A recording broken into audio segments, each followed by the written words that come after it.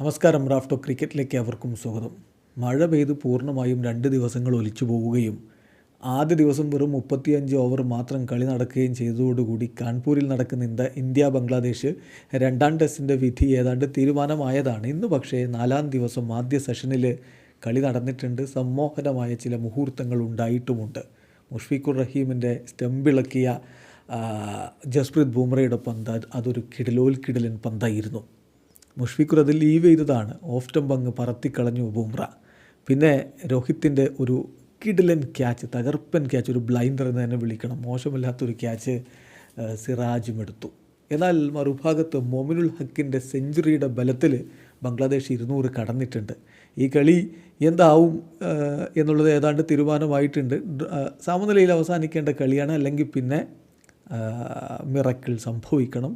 വല്ലാത്തൊരു വീര്യത്തോടുകൂടി ഏതെങ്കിലും ഒരു ടീം ഉയർത്തെഴുന്നേറ്റ് പ്രകടനം നടത്തണം. എങ്കിൽ മാത്രമേ ഈ 2 ദിവസം കൊണ്ടൊക്കെ റിസൾട്ട് വരികയുള്ളൂ. ഏതായാലും ഇന്നിപ്പോൾ 98 ഓവറുകളാണ് ഷെഡ്യൂൾ ചെയ്തിട്ടുള്ളത്. ലഞ്ചിൻ്റെ സമയത്ത് ബംഗ്ലാദേശ് 66 ഓവറുകൾ ആദ്യ ദിവസത്തേതും ഇന്നത്തേതും കൂടി കൂട്ടി 66 ഓവറുകൾ അവരുടെ ഇന്നിങ്സിൽ കടന്നുപോയിട്ടുണ്ട്. 6 വിക്കറ്റിന് 205 എന്ന നിലയിലാണ്. അവർക്ക് വേണ്ടി മൊമിനുൽ ഹക്ക് 102 റൺസുമായിട്ട് പുറത്താകെ നിൽക്കുമ്പോൾ മെഹദി ഹസൻ മിറാസ് 6 റൺസുമായിട്ട് ക്രീസിലുണ്ട്. ആദ്യ ദിവസം നിങ്ങൾക്കറിയാമല്ലോ, ബംഗ്ലാദേശിൻ്റെ 3 വിക്കറ്റുകൾ വീണിട്ടുണ്ടായിരുന്നു. 107 റൺസാണ് അവരടിച്ചിരുന്നത്. ഇന്ന് മുഷ്ഫീഖുർ റഹീമിൻ്റെ സ്റ്റമ്പിളക്കി ജസ്പ്രീത് ബുംറ. നമ്മൾ പറഞ്ഞല്ലോ സംഭവിച്ചത് എന്താണെന്ന്. അദ്ദേഹത്തിൻ്റെ ഓഫ് സ്റ്റംപ് അങ്ങ് ഇളക്കി കളഞ്ഞു. 32 പന്തിൽ നിന്നിട്ട് അദ്ദേഹം 11 റൺസാണ് എടുത്തിരുന്നത്. പിന്നെ ലിറ്റൻ ദാസ് 30 പന്തിൽ നിന്ന് 13 റൺസ് എടുത്ത് നിൽക്കവെയാണ് സിറാജിൻ്റെ പന്തിൽ രോഹിത് ശർമ്മയുടെ ആ ഒരു കിടിലൻ ക്യാച്ച്. ശരിക്കും ലിറ്റൻ ദാസ് ഷോക്കായി പോയി. പക്ഷേ രോഹിത് റോക്ക് ചെയ്യുന്നൊരു കാഴ്ചയാണ് നമ്മളവിടെ കണ്ടത്. പിന്നാലെ ഷാക്കിബ് അൽ ഹസൻ 9 റൺസ് മാത്രമാണ് അദ്ദേഹത്തിൻ്റെ സംഭാവന. അദ്ദേഹത്തെ രവി അശ്വിൻ്റെ പന്തിൽ സിറാജ് മികച്ചൊരു ക്യാച്ച് എടുത്ത് പുറത്തു വിടുകയായിരുന്നു.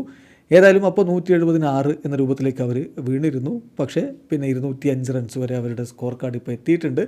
ഇന്ത്യക്ക് വേണ്ടി 2 വിക്കറ്റുകൾ വീതം ആകാശ്ദീപ് ആദ്യ ദിവസം 2 വിക്കറ്റ് എടുത്തിരുന്നല്ലോ. ആകാശ്ദീപും അശ്വിനും 2 വിക്കറ്റുകൾ വീതം എടുത്ത് നിൽക്കുമ്പോൾ സിറാജിനും ബുംറക്കും ഓരോ വിക്കറ്റുകളുമുണ്ട്. എന്തായാലും അടുത്ത സെഷനിൽ അധികം വൈകാതെ തന്നെ അവരെ ഓൾ ഔട്ടാക്കുക.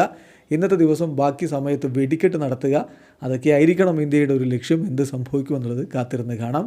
ഏതായാലും ഒരു ദിവസം മുഴുവനും ഇന്നലെ ഡ്രെയിനേജ് ഇഷ്യൂ കൊണ്ട് കളി നടത്താൻ പറ്റിയില്ല എന്നുള്ളത് നാണക്കേടായി മാറിയിട്ടുണ്ട്. വീഡിയോ അവസാനിക്കുന്നു. ക്രിക്കറ്റ് ലോകത്ത് കൂടുതൽ വിശേഷങ്ങളുമായി റാഫ്റ്റോക്സിൽ എത്താം.